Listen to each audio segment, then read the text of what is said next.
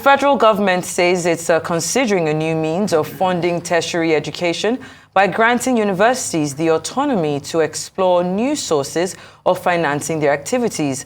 This was revealed at the stakeholders meeting to deliberate on enhancing entrepreneurial skills and vocational as well as technical education in Nigerian schools.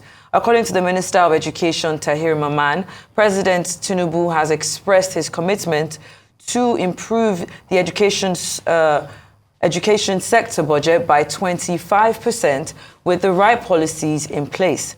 The minister also pledged his commitment to bridge the gaps between the education policy statements and its actualization outcomes. We are now being joined by a RISE analyst, Dayo Sobowale, and he will discuss the government's resolve to grant the universities autonomy towards financial dependency. It's good to have you on the show today, Mr. Sobowale. It's a pleasure being here with you. All right, then. I know education is something that you, in particular, are very passionate about. So I'm curious to know what you think about the federal government's decision to give these institutions, the universities, the autonomy to explore new sources of financing their activities. Do you think this is a step in the right direction? Well, it's very much a step in the right direction. My own passion is for free education, but that is not what we are discussing now. It's the autonomy for people to look for new sources to fund their activities. It's quarter to free education. You get me? Because hitherto, they've always relied on government funding. But I will go further to say that it is time we looked at university education in the light of developments in the world. Education is not localized at the universities nowadays. Since the internet evolved, education has been democratized. You can sit at home, go to Google, study online, and see, you develop yourself in whatever capacity you want to do. I will give you an example on health. People who get sick go to the internet, know their symptoms, plug it on, search, and invariably they cure themselves. Some of such people have become consultants to universities in hospitals. It's just by learning. That is self-survival. But what I will advocate is that, you see, we have companies. We have companies that if government puts its foot down, government taxes corporate revenues, if it puts its foot down and say certain percentage must go to fund education, they will comply. Look at the news today now. Zenith Bank made a profit, Naira 66 something, a huge lot. In the midst of all these trial bills, when central bank is hoarding money and Nigerians are suffering because of it. So why can't, you see, corporate bodies, when I was a bank, we used to talk of corporate social responsibility. That is, you give back to society. You see, the government should find a way to make these institutions that benefit immensely from this environment to pump something back, especially on education. If they do that, if not, that will still be a sort of government pressure.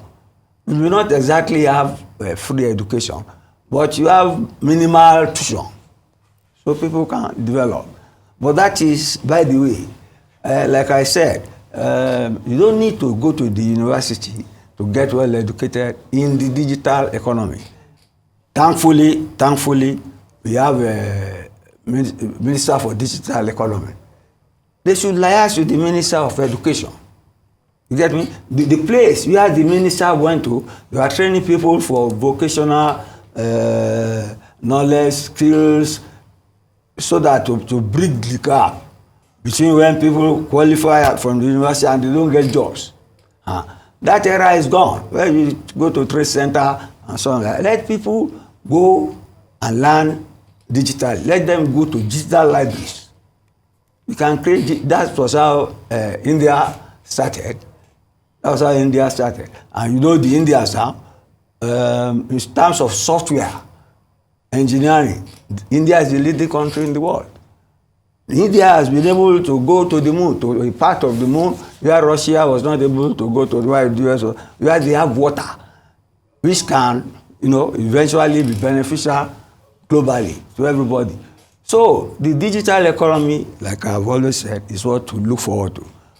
And once government makes up its mind to direct the universities to do that, and once they can curb the trade union activities of ASU to allow people to breathe and learn in peace and graduate, then we'll make some headway. Yes.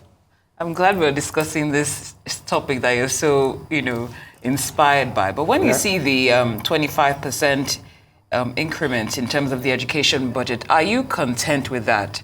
Do you think it's a drop in the ocean? It is. You see it now. It is. What was the budget before? You get me? Also, I've said my mind. The government should see education as a huge investment for growth and for our future. And part of it is why we didn't have digital economy ministry before. Yeah. You want to flow with the world and gain the benefits of the digital economy. It should eventually increase our revenue, create jobs for our people, allow them to make innovations and a decent living. That is what's trying. So I'm not contented with the 25 because how many universities do we have? But this initiative that they should look for funding, then the ball is now in their court. There is an advert in the paper. I don't want to be promoting any bank, but it's on this digital thing, essay competition for secondary schools. That how do you think artificial intelligence will affect your intelligence? And how do you think it will enhance it instead of limiting it? And the first prize winner is, the first prize is 5 million naira. Second prize 3 million. That's the sort of thing that this sort of autonomy for the universities can bring about. The universities should now go to the corporate bodies and solicit for support and funding. Ashito, if I may, yes.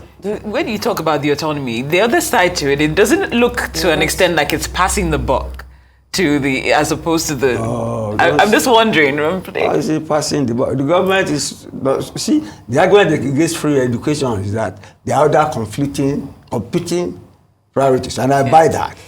Get me? But if I have my way, we will find the funds for free education. Oh, and we know. But now this is a step in the right direction. Say, universities look for funds. Onus is on the universities now to track down areas where they know people have excess funds and go to them in the form of asking them to do corporate social responsibility and put money back to the environment in which they operate. But even going beyond even passing the buck, I think what worries me in this situation is ensuring that these universities effectively manage this newfound autonomy, being able to maintain accountability and transparency when it comes to managing their financial affairs. Nobody has said that should there already. No, but I'm just wondering if there should be measures alongside this announcement. Should there maybe be some kind of overseeing body, or should there be some kind of measures put in by the current administration? You always have the University Commissioner, Nigeria Universities Commission. That is the overall something. And I've always been monitoring them.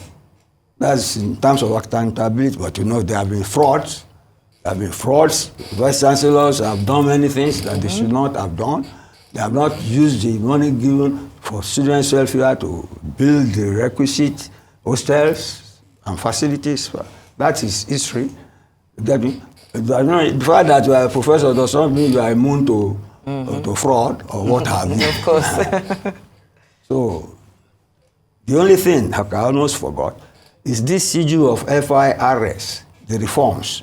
They say they are plugging holes, and I know that was the basis on which I said if they want to pay 200,000 naira minimum wage. You can afford it if you know plug all the waste and know the sources of revenue and find new ways to raise revenue.